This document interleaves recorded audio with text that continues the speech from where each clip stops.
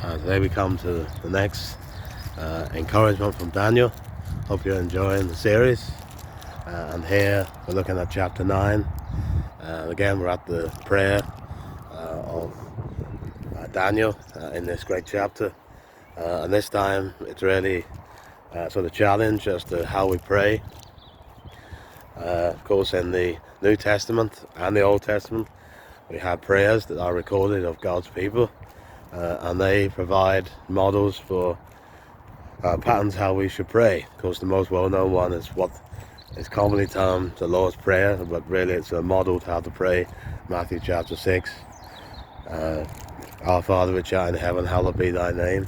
And maybe you could repeat those without even having to look where it is in Matthew chapter 6. And in Daniel chapter 9 we also have a model of how to pray. And I don't think many people could recite Daniel chapter 9. But the principles I really want to get across are the principles of how to pray. And most will know, or some will know, of ACTS. And this is an acronym for how to actually come into God's presence. The A stands for adoration. C stands for confession. T stands for thanksgiving. And S stands for supplication. And this is modeled actually in Daniel chapter 9. So just wanted to highlight that and really remind us of how we should pray. I think if we're all honest, sometimes we just come to God with a shopping list, our needs, and sometimes we just need to come into God's presence and ask Him for what we actually need, whether it's wisdom or strength or patience.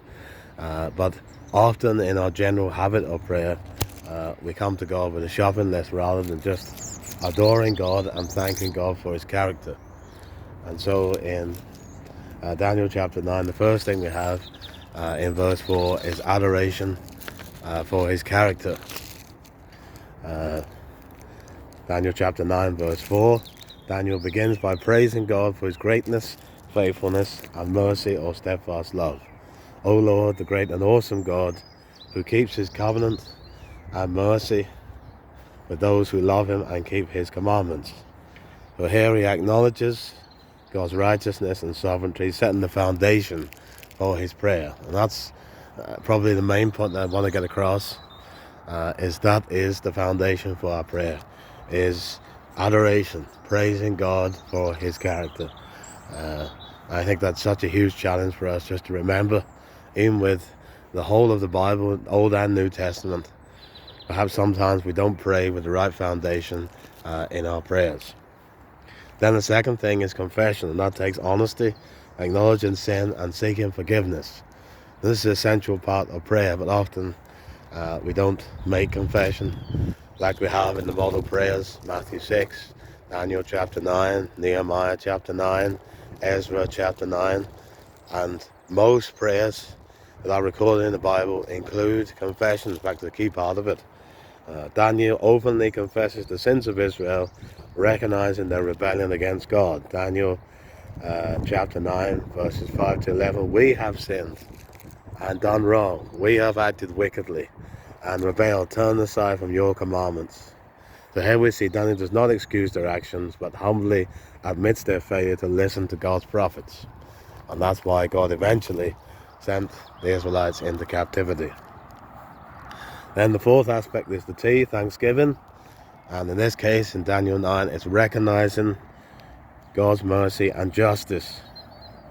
Whilst confessing sin, Daniel acknowledges God's merciful and forgiving nature. The Lord our God is merciful and forgiving, even though we have rebelled against Him. He recalls God's past faithfulness in delivering Israel from Egypt, showing gratitude for His mighty works. And there we see the thanksgiving in the prayer. And then last, and this is where we get it upside down, and I'm only talking about myself, but just in general what I've seen from this chapter, supplication, asking for God's help and mercy. Daniel earnestly pleads for God's mercy and restoration of Jerusalem, asking Him to act for His name's sake. And when you read Daniel's prayer in Daniel chapter 9, it's a really honest prayer, but you can hear the earnestness in Daniel's prayer. Daniel chapter 9 verses 16 to 19. O Lord, hear. O Lord, forgive. O Lord, listen and act. For your own sake, do not delay, because your city and your people bear your name. And significantly, his request is based not on Israel's righteousness, but on God's great mercy.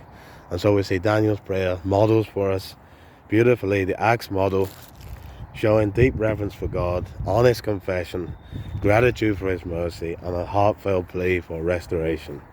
His prayer teaches us humility, dependence on God, and the importance of aligning our requests with the will of God.